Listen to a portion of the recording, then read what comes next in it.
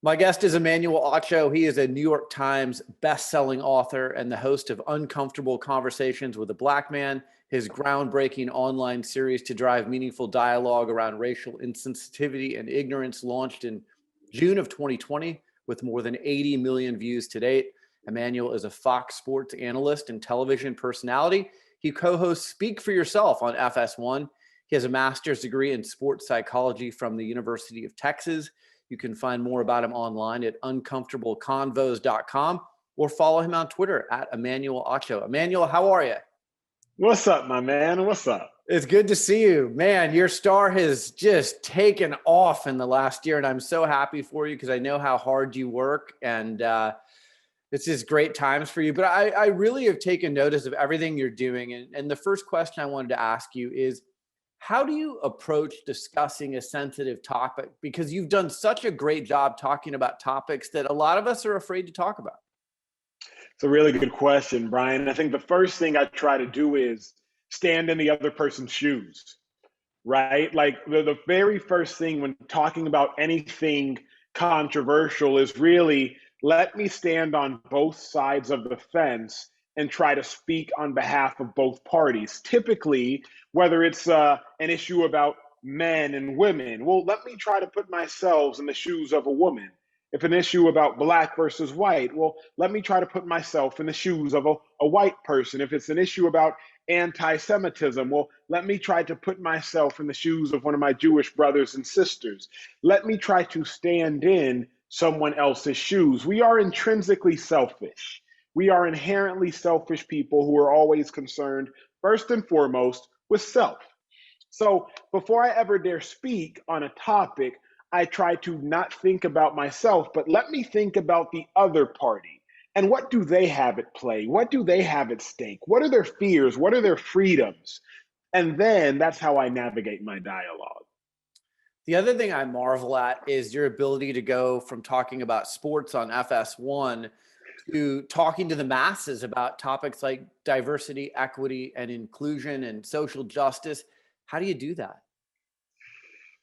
uh, a gift from God, first and foremost. I think, honestly, I found my calling, about a year ago, and just kind of realizing that my calling was being a bridge for racial reconciliation while my career is in sports.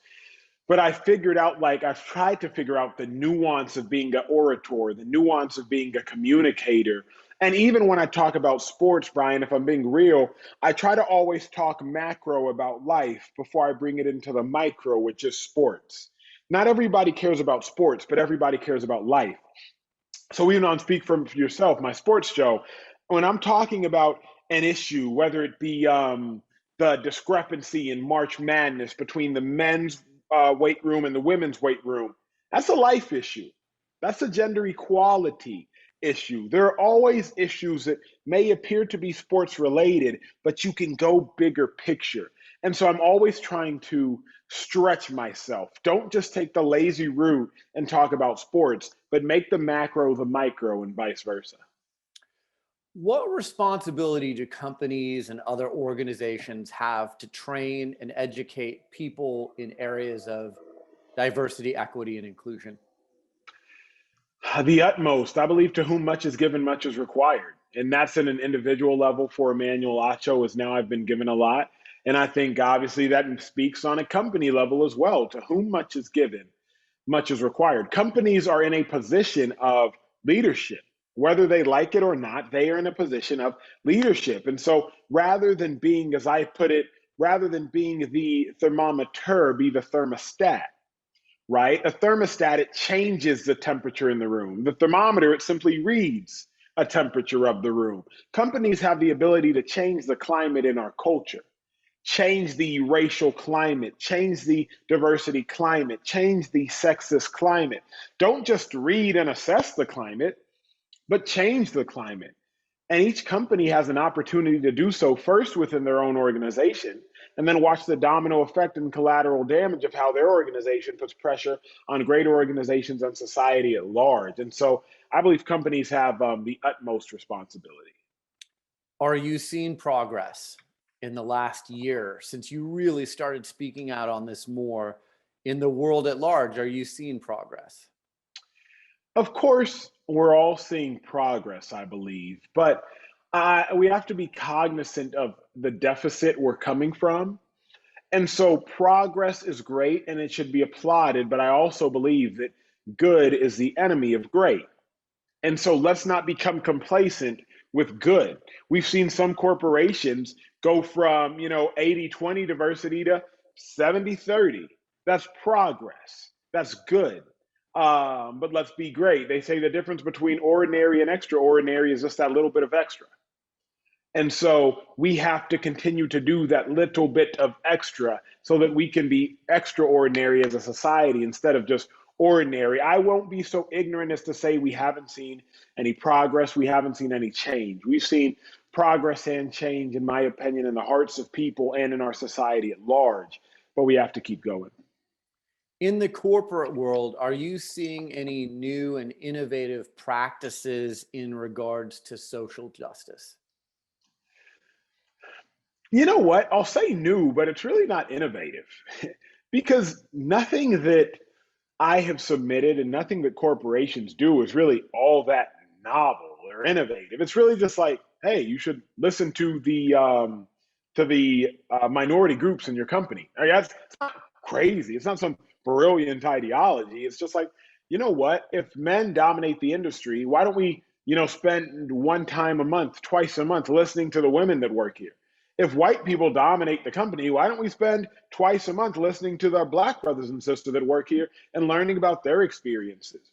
I also think even the social media teams, which are typically the front facing aspects of a corporation, now they're becoming more diverse. Because if you're only running a tweet or an Instagram post through one set of eyeballs, then imagine how that might land. So I think those are the things we're starting to see.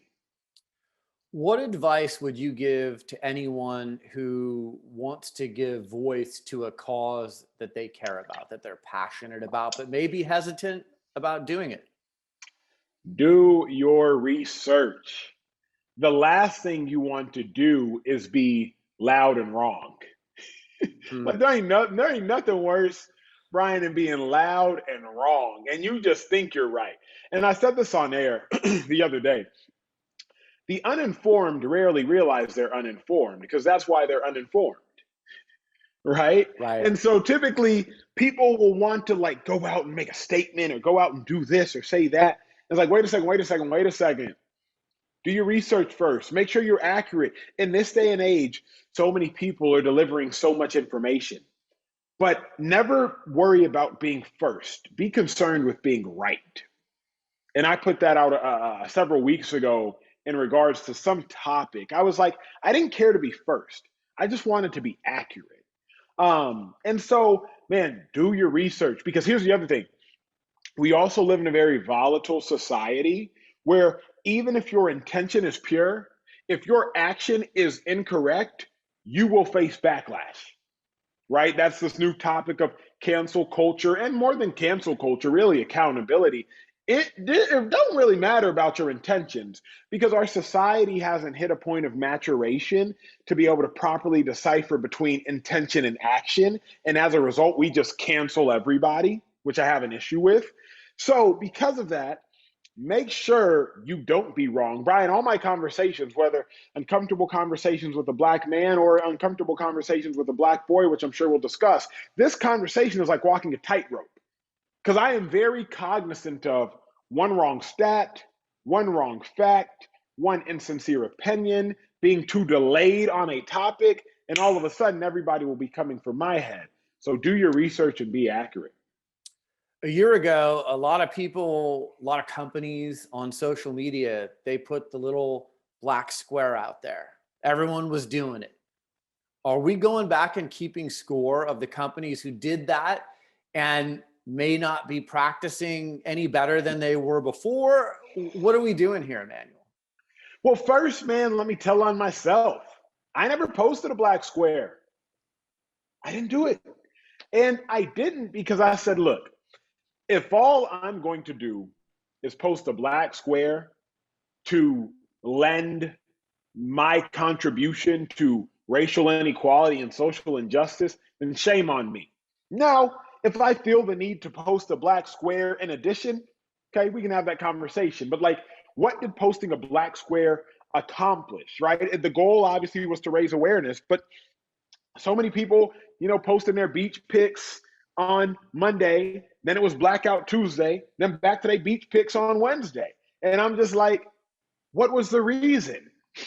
And so I'm not keeping score of these companies because honestly, I don't care about your black squares. I care about your commitment. I don't care about your Instagram post, right? Like, I want to see commitment. I don't want to see a caption. That's what I posted on MLK Day this year. Let's see your commitment, people. I don't care about captions. Let's see your dedicated resources in your corporation, your dedicated resources with your companies, your dedicated resources in your household. All right. So we mentioned earlier, Uncomfortable Conversations with a Black Man, huge success, 80 million views online. Now you've got Uncomfortable Conversations with a Black Boy coming out, the book. Why the follow-up? Why the book? What led you to do this? We're currently in a society where we're all trying to cut down the branches of racism.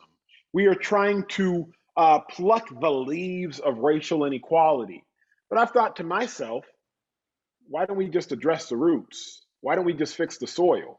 And the roots and the soil are children. The roots and the soil are our youth. So rather than sitting here and trying to axe off the trees and trying to pluck the leaves, I'm like, wait a second. Ladies, gentlemen, let's just fix the roots. Because, Brian, when I was a child, I often heard, Emmanuel, you don't even talk like you're Black. Emmanuel, you don't even dress like you're Black. Emmanuel, you're not that Black. To the point where, Brian, I had an identity crisis. I was like, I'm dark skinned. Every time I look into the mirror, I look pretty Black, but maybe I'm not Black. I went to an affluent school, predominantly white. They didn't mean anything by it, but they were unintentionally malicious. They were killing me emotionally, involuntarily. Brian, just like we have levels of murder within our judicial system, first degree, second degree, third degree, there are levels of racism, and we all need to understand that. First degree murder, premeditated. Second degree murder, it's a crime of passion. Then you move down the rungs of murder and you get to involuntary manslaughter. It was not intentional, but it still led to death. Same thing with racism. First degree, I intentionally, maliciously say the N word, owning slaves. Second degree, it's what we saw with the murder of George Floyd. Then you move down the rungs to involuntary racism. Emmanuel, you're so smart for a Black man. Well, Emmanuel, you sound too educated to be Black. And so I wanted to dispel all these degrees of racism at a young age because typically it is racial ignorance that matures and becomes racism. So let's dispel racial ignorance while it's in the embryonic stages with our youth before it can ever give growth into racism. So I got to ask, why Uncomfortable Conversation with a Black Boy? Why not with white boys too? Because if the racism is starting in the soil, aren't white boys responsible for that as well? Yeah. So the title obviously is kind of a play on words. Sure. And as you'll see as you'll see in the book cover, which I posted, y'all can see it on my social medias, you'll see a younger picture of Emmanuel Acho, right? The picture on the front is supposed to be kind of young me, but on the back, you'll actually see a young picture of me. I am the figurative Black boy having this uncomfortable conversation with my counterparts. So you are having the uncomfortable conversation with the younger version of Emmanuel Acho, the Black boy, as I was and am the Black man who you are having the uncomfortable conversation with. I'm just preemptively having this uncomfortable dialogue, if you will, with the readers. Got it. I think it's great. I can't wait to read it. Again, get it on Amazon.com and at bookstores today. I want to talk to you about a few other things that you've been working on. The Bachelor. I mean, you've really crossed over now. Now you're in the mainstream, man. How did that come about? And have you been overwhelmed by it? Because Bachelor Nation they're feverish. Yo, Bachelor Nation is more passionate than any sports fan base out there. I'll start with have I been overwhelmed? No, thankfully, I've been really prepped for this moment, right? I faced a ton of backlash, a ton, in filling in for Chris Harrison. Like some people just hated me because I was a new guy. But you're used to that, right? Like whenever you give a sports take, 50% of people will love you and 50% of people will hate you. Go on my timeline at this very moment that you all are watching or listening to this conversation, and somebody will say, Emmanuel, you're a genius. And somebody will say, Emmanuel, you're an idiot, based on the exact same thought process. Um, so I haven't been overwhelmed by it. How did it come about? Man, I just think my life this past year has really been a matter of the man meeting the moment. Uncomfortable conversations, I met this moment of racial insensitivity. And I think everything I went through in life bred me for this moment. You go to a predominantly white school, but then you play football in predominantly black culture, but you're Nigerian American. So your parents come to America with a blank canvas and and everything is brushed onto the canvas of your own life. White culture, black culture, Nigerian culture, all the cultures, so you can understand it. And so now The Bachelor meets this moment of the first black Bachelor, 25 seasons, Matt James. He picks a woman, the love of his life in that moment, Rachel Kirkconnell, but then racially insensitive photos surface of her. So now Matt's in a dilemma. I'm a black man who's professed my love for this white woman. However, this white woman has racially insensitive photos leak about her since I professed my love for her, and the whole world has now seen it. Help. And then in the midst of that, the host, Chris Harrison, he steps into hot water, and here I am. So it was really just the man meeting the moment. And I hope I honored Bachelor Nation and really just did the world proud. No, I think you're doing a great job. Speaking of the man meeting the moment, you're working with one of the media goats, Oprah. I mean, if you can sign a book deal with just about anyone, Oprah's got to be at the top of the list for most people. You've got a 2-book deal with the media goat, Oprah. What's it been like working with her? Man, it's almost like anything. When you are trying to become great at something, you look at those who came before you. I played linebacker in the National Football League. I played at the University of Texas prior to playing in the National Football League. The reason I wore number 11 in high school as my high school football uniform was because there was a linebacker at the University of Texas, a great linebacker named Derek Johnson, who wore number 11. And I watched YouTube videos of Derek Johnson teaching myself how to play the position. Again, my parents born and raised in Nigeria. Football to them meant a black and white circular object, obviously being soccer. So now talking media, Oprah's a phenom. Oprah is arguably or inarguably the best to ever do it, at least the conversational piece.